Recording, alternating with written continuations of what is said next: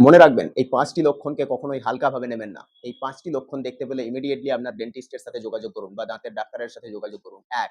দাঁতে প্রচন্ড ব্যথা অনুভব করা এবং দাঁতের শিরশিরানি অনুভব করা প্রচন্ড বেশি পরিমাণে। এর পিছনে থাকতে পারে ভেতরে কোনো রকম নার্ভের ইনফেকশন হওয়া বা ভেতর পর্যন্ত ক্যাভিটি পৌঁছে যাওয়া। দ্বিতীয়ত, দাঁতের রক্ত বেরোনো, দাঁতের মাড়ি থেকে রক্তপাত হওয়া। সকালে ব্রাশ করার সময় বা রাতে ব্রাশ করার সময় বা কিছু শক্ত জিনিস খাবার সময় মাড়ি থেকে রক্তপাত হওয়া। এটা কিন্তু সাধারণ ঘটনা নয়। এর পিছনে মাড়ির রোগ লুকিয়ে থাকে।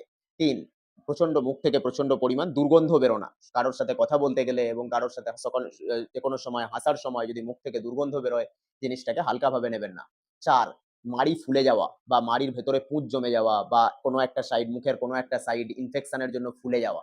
এই জিনিসটার পিছনে হতে পারে দাঁতের ভেতরে কোনো অ্যাবসেস তৈরি হওয়া বা পুঁজ তৈরি হওয়া বা সিস্ট তৈরি হওয়া। জিনিসটাকে হালকাভাবে নিলে সংক্রমণ কিন্তু আরো বেশি পরিমাণ ছড়িয়ে যেতে পারে। সেক্ষেত্রে কিন্তু আপনার আরো বেশি সমস্যা হতে পারে।